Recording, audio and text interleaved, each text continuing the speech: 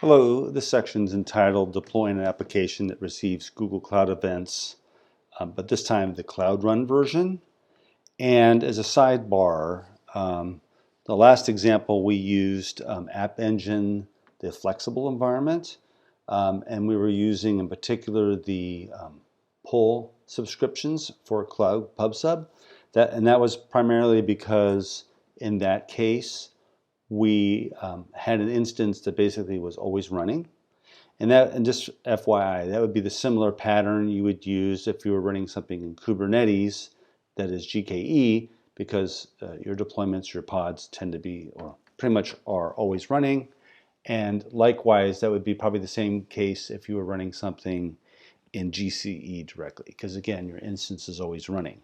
So we're going to change gears here though, with the next examples all being basically compute environments where they scale to 0. So they basically are not always running. In that case, you can't really use the subscription pattern where you would do pulls because nothing's running. So you have to do pushes. That is, you need to do something that triggers the event, which then scales up an instance, and then it does it. So the first example we'll do is looking at Cloud Run and how that might work, right? And so the way that push delivery works is that when PubSub wants to initiate, you create a subscription that is a push. Basically, it does is it delivers an HTTPS message to some endpoint that contains JSON, and you just need to parse that JSON. And then once you return a successful return code on that API call, then it clears the message, right? So the way that, so that's all we're going to do is we're going to use our Cloud Run example previously and just add a new endpoint to it to handle these push messages. So I think the next step is just look at the code and events. And so cat package.json. So one thing to notice here is there is no, we don't need to use any of the Google libraries because we're not actually like directly interacting with the Google APIs. We're just accepting API calls on our own, right? I did have to add the library called body parser. This is a very node specific thing because I have to parse that. I have to basically get that JSON on a post. So that's what that library is for.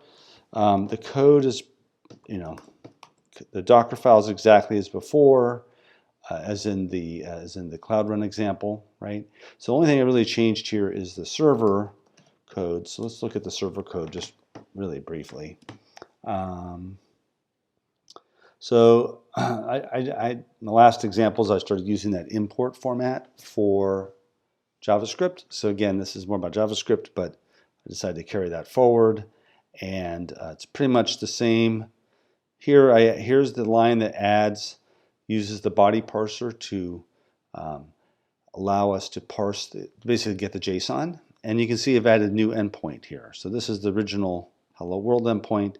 I just added a new endpoint called endpoint, right? It takes the data out of the body. It basically, these two lines basically are to decode, base64 decode the string, and then I just output the string. Now I'm not really doing any error handling here. I'm just letting it do its thing. This is just super simplified code, kind of the happy path.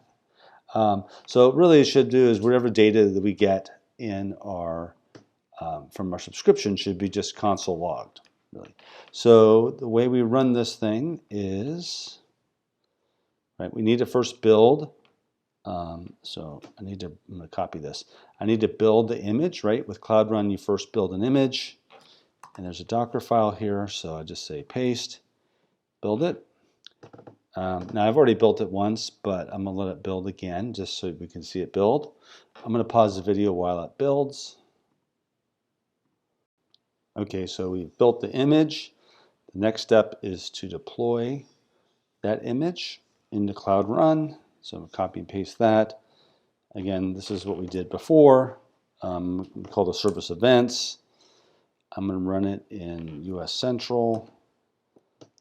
and I want to allow unauthenticated.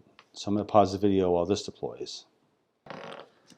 Okay, that deployed. I'm going to copy this URL for the service endpoint, right? And we can make sure that it works, at least from a basic perspective, right? So we can run the hello world endpoint, right? Now we don't want to do the post yet because we don't have, I'd have to simulate the data, right? But the next step is we can go into PubSub, right?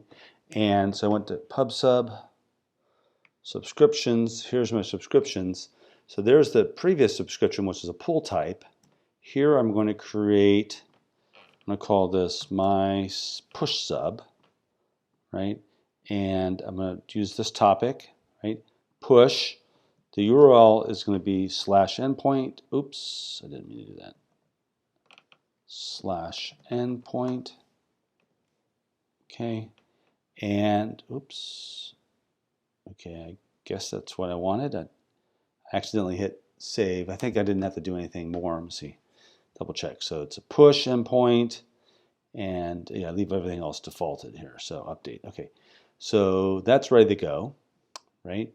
My App Engine's running. So where's App Engine? Not App Engine. This is Cloud Run.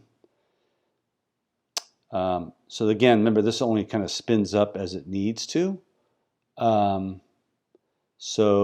we can look at the logs here. So there shouldn't be any logs really running right now, right? So basically it's listening, right? Now what I can do is I can go to my other code, which is CD 3.3 2.1, I believe, and there's a publisher in the npm run start. So I can basically publish a new message. That should then spin up a new instance of Cloud Run, right? I hit the endpoint, and then if it all works right, I should see, I guess I could have refreshed this differently. I should see the data in here in the log. It's loading. There it is. There's the foo bar. So clearly it's working, right? And I think that's really all there is to it. So the key to this, this example was that we actually did not use the Google Cloud Libraries to pull data. Rather, we just created an endpoint and told Cloud PubSub to push messages to a post endpoint. So that's pretty much all there is to Cloud Run and using it with Cloud PubSub. So that's it. Thank you.